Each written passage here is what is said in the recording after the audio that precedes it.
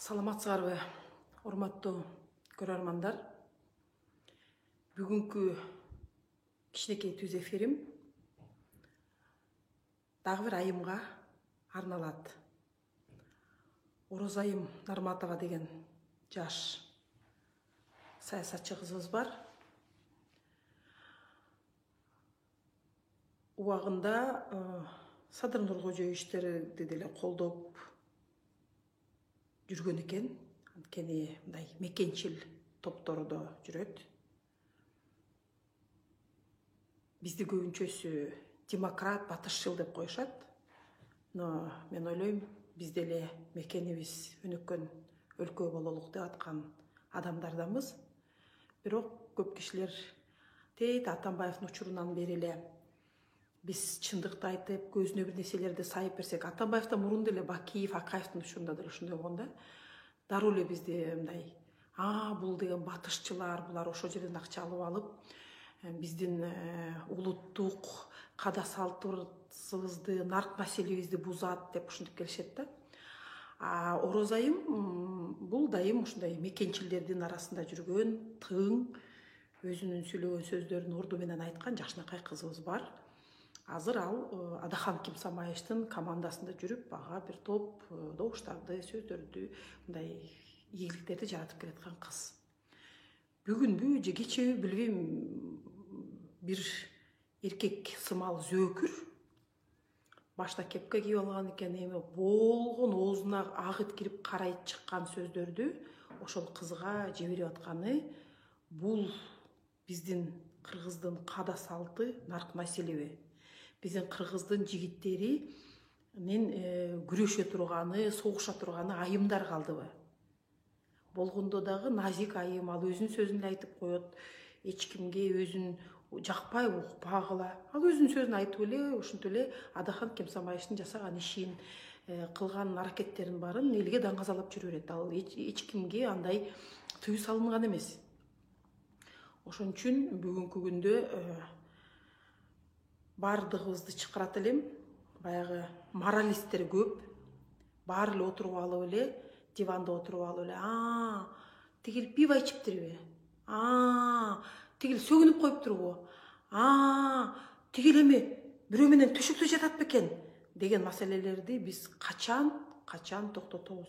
Кыргыздар, биз башка мамлекеттерге караганда биз артта калып, биздин балдарыбыздын билим берүүсү төмөндөп, уже отуруп алып ачыктан ачык биз артта калганыбызды уже көрсөтмөктүр, уже биздин мурдубузга такып атат. Мындан ары уже көчөдө тигинеке кайыр сурап тургандар канча. Үйүнөн чыгарып салып, балдары менен бара турган жери жок аялдар канча. Канчасы ошо балдары менен каяка чыгып кетмегилем деп запкы жеп отургандар канча. 13 жашар кызды зордуктап коюшуп, ал кыз эмес болчу деп. Эми ушу личный неместен чыгып алып, ал мындай болгон, мен сага ортого салып берем, мен атым барын чыгарып берем деп сөз жок да, мындай эркек эмес булчу. Ушакчы аял деп айтайын десем да, аялдарга катуу тийип калат. Азыр деген аялдарыбыз кичине мындай сөзгө турган, Кыргызстанды кантип оңдойбуз дегендерди сүйлөп атат ал зөөкүр эркекке караганда. Анан еще коркутуп коет. Агыр жолу Садыр Жапаровго бир нерсени айтып көр. Мен сага тигинтем, мен сага мынтем деп. Садыр Нуркожоевич, урматтуу биздин президент. Сиз президент уже болдуңуз. Жетер чекке жеттиңиз. Эми иш кылысыңыз. Өзүңөрдүн арттагы тарапташтарыңардын баарын анча-мынча нерселерин тыйып койбой турган болсоңуздар, бул жакшылык менен бүтпөйт. Мисалы үчүн жөн эле зөөкүрлөнүп чыгып алганы, мен даже мындай башка нерсесине күйбөйм. Бул кыргыздын жигит эле болгону жакшы да. Мен ушу кыргыздын жигиттери чуркап келе калып бир жардам бере коюп, кандай бир сый урмат көрсөтүп турган жигиттерди көргүм келет да. Ошондой жигиттерибиз болсо, ошондой жигиттерибизди дагы алдыга жылдырабыз деп, биз дагы айымдар жөлөк таяк болуп, оор учурда кол кабыш кылып туруп кыргызыбызды алдыга жылдырмакпыз да. Монтип отуруп алып, бир жаман бир эме деп отуруп, тиги грязный бельесунун баарын чукуган эркекти мен эркек деп да айтпайм, айван. Ошон үчүн Садыр Нуркожоевич, өзүңөрдүн тарапташтарыңарды тыйып койгула. Биздин оозубузду жаап, бизге моральный облик болуп, биз кантип басып, кантип сүйлөгөндү алардан сурап эмеге даяр эмеспиз. Биздин өзүбүздүн ниетибиз, пейилибиз, баскан турганыбыз, сүйлөгөн сөзүбүзгө ар бир пенде өзү жооп берет. Антип отуруп алып, сен ошол жөнүндө сүйлөй турган болсоң, биз сени момтебиз деген зөкүрлөнгөн өзүңөрдүн тарапташтарыңардын оозун дагы, мээсин дагы кичине вправлять этип коюңузду суранат элем да. Антпесеңиз, бул иш жөн менен бүтпөйт. Ойлобоңуз, что эми 80% мени колдоп атат, эми баары эртең андай зөкүрлөр көбөйөт, көрсө бизге ушунун баары боло берет турбайбы? Көрсө биз ушинтип койсок, биз жыргата турбайлыкпы деп туруп, андан кийин сизди бүгүн 80% жакшы көрүп атса, эртең 80% тебелеп, тепсеп кеткенге 5 жыл өтүп калат. От любви до ненависти 1 шаг деп коет. Ошон үчүн бардык кыргыздын мырзаларына, айымдарына чектен чыкпайлык, зөкүрлөнгөн нерселерди токтотолук. Ороз айым угуп аткан болсо, же ушул жерде ороз айымды тааныган уулу кыздарыңар бар болсо, айтып койгула, милицияга берип, заявление жазып койсун. Андай нерселерди биз мыйзам чегинде токтотконго дагы барышыбыз керек. Ато зөкүрлөр ойлой берет, мен баланчанын тарапташы болсом эле мага баары жараша берет турбайбы деп. Ошон үчүн мындай зөкүрлүктү токтотуш үчүн мыйзам чеги менен жылалык. Башкаларга келгиле бири-бирибизге акылдасат айтып туралык, бирок кандай бир конструктивдүү чектеде мындай чочко, эшек, анда бир нерсе деген бир сөздөрдү жөн эле калп эле колдоно бербей, баланчаң жакпай атат. Мындайды мындай кылсаң болмок, мунуң туура эмес деп жакшынакай диалог кылганды үйрөнсөк, баарыбыз жапа тырмак болуп алдыга жылабыз.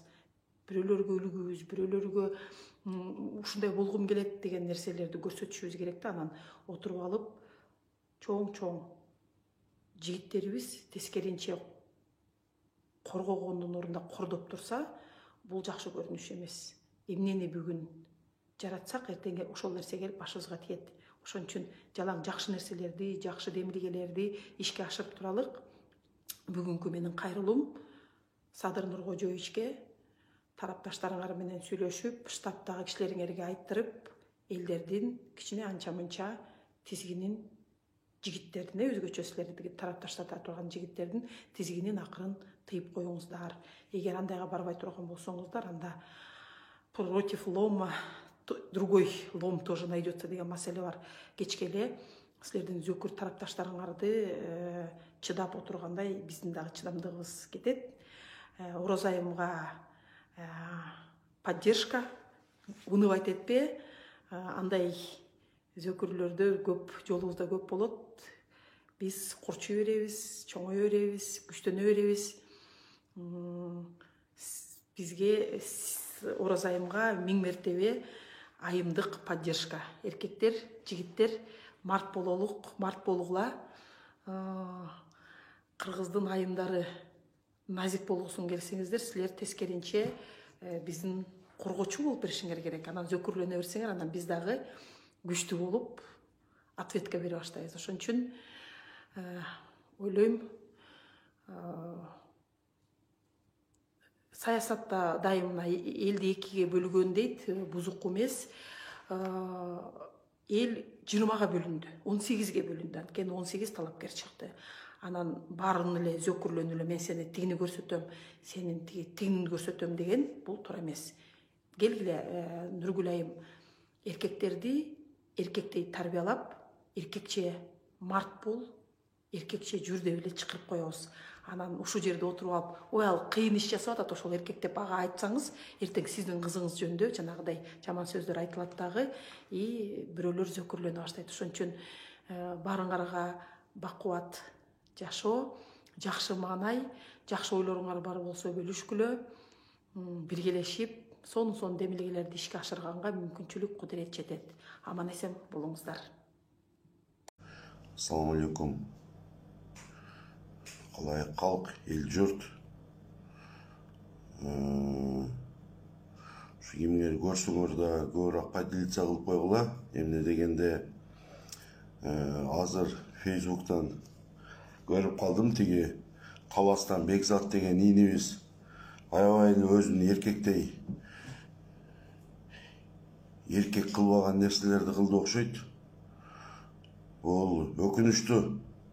Бекзат инем, сен мени угуп атсаң, Бекзат Таластан ошол инем, сен мени угуп атсаң, жакшыраак угуп алгын.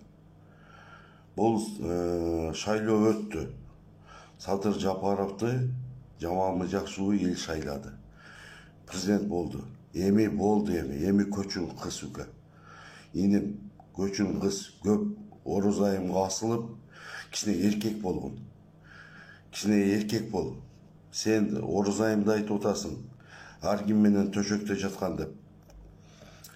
Ким менен жатканды сен көрдүңбү? Же шам кармап турдуңбу? Не кылып турдуң? Кичине эркек болчу инем. Эркек болчу. Эркек бол. Бул күн дагы өтөт. Эртең башка күн дагы келет. Болду эми, сүйлөйт десе эле сүйлөй бербей. Сенден сураныч, андан көрө кыз балага тең келбей, андан көрө кыз балага тең келбей. Жөнөкөй эле кечирим сурап кой. Антип сен ал кыз баланы сен ушунча адамдар менен жаткансың. Далилиң барбы? Чык айт. Мына мени мага чык. Мага айт. Ал ороз айым менин карындашым болот. Келесо. Келесо. Ал ороз айым мына бирне менин эмес, канча деген эр жигиттердин карындашы болот. Сен не деп сүйлөп атасың? Не деп сүйлөп атасың сен? Эркектин сойкусу сен болуп атасың, Сен далилиң барбы ошол? Же кармап алдың бир, эркектин түгүнөн кармап алдың ороз айымды? Бекзат. Өзүңө кел ука, өзүңө кел инем. Өзүңө келгин, аддыңан аша бербегин. Өзүңөн кел. Ал ороз айымды антып, ар бир эркектин түгүнөн издей бербей. Ошон үчүн болду эми, токтоткула эми. Токтоткула эми. Эми болду. Садыр Жапаров президент болду. Милдетиңерге өзүңөрдүн койгон алдыңарга ой максатыңарга жеттиңер. Алла Таалам ушуну насип эткен экен, мына ушул нерсени көрүп атабыз. Отуруп алып эле андан кийин ороз айым азыр угуп алып мен аябай ачуум келди. Ал ороз айым менин карындашым болот. Сен антип сүйлөгөнү бир жерден кармап алсам, бир жерден сени кармап алсамчы, ошол сөзүң үчүн бир жериңди мына эле кыркып эле салыш керек да. Сен кичине эркек болсоң, кыз балага андай тең келбей.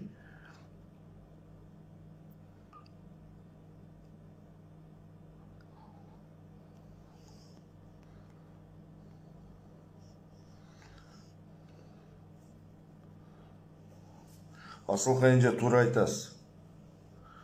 Туура айтасыз. Мындай бар жокту түшүнсө болот.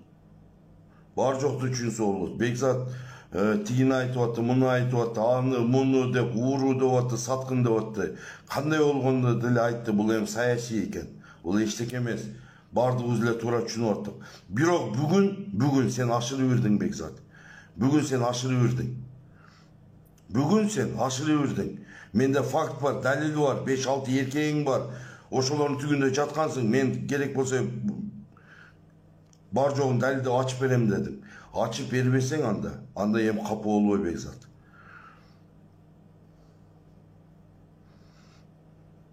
Эми капа болбо. Ошону далилдебесең, сага эмне? Аябай ачуум келди да, азыр көрүп алып аябай ачуум келди. Ошон үчүн туура айтасыңар. Бул Бекзат андайды түшүнбөй калган окшойт, бул жигит. Андайды түшүнбөй калган окшойт. Мында карындаш, эже, эне деген нерсе жок окшойт, Мында ыйык нерсе калган эмес окшойт. Эмне эле зомбиленип калгансың, Бекзат? Мен түшүнүп атам, болду. Садыр Жапаров президент болду. Токтой эми. Личностько өтпөйлү. Болду, саясий гонка түгөндү. Садыр Жапаров президент болду. Орозайымдын отамгасыны озуңа албайлы койчу. Тең келе албайсың сен Орозайымга, тең келе албайсың.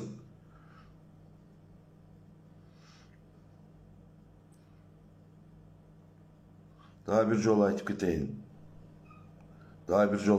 Бекзат, эсиң барда этеңди жыйгын.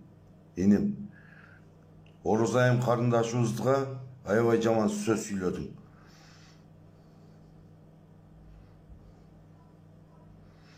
Жаман сөз сүйлөдүң. Далилдериң барбы?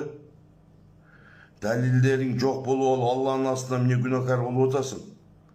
Же барып туруп кармап алдыңбы сен? Бирөөнүн түгүнөн кармап алдыңбы Орозайымды?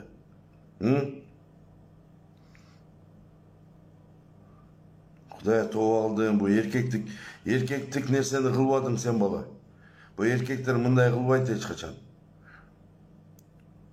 Күчүң жетсе, озуң менен батыр экенсиң. Озуңдан күчүң жетсе башкаларга асыл. Эркектерге асыл. Кыз балага асылбай. Эрге тиеби? Эмне кылат сенин ишиң канча? Сени эне төрөгөнбү? Орозайымды дагы эне төрөгөн. Орозайым да кыз бала, жакшынакай кыз бала. Ал жалпы биздин карындашыбыз болот. Мундузбек таза эле акылдуу болбочу. Мен урайын, эшеги жоктун урайындар.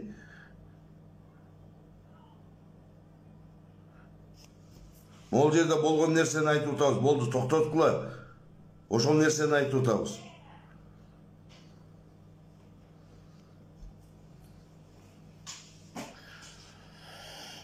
Ошон үчүн туугандар макул, силерге тиешем жок эч кандай. Муну Бекзатка эле мен кайрылып кетип атам. Бекзат, эсиң барда этеңди жыйгын дагы. Эсиң барда этеңди жый. Орозайым кандай асылбагын. Далилиң жок эле асылбагын. Андай сөз сүйлөбөгүн. Мен лично сага айтып атамын. Болуптур, ассаламу алейкум.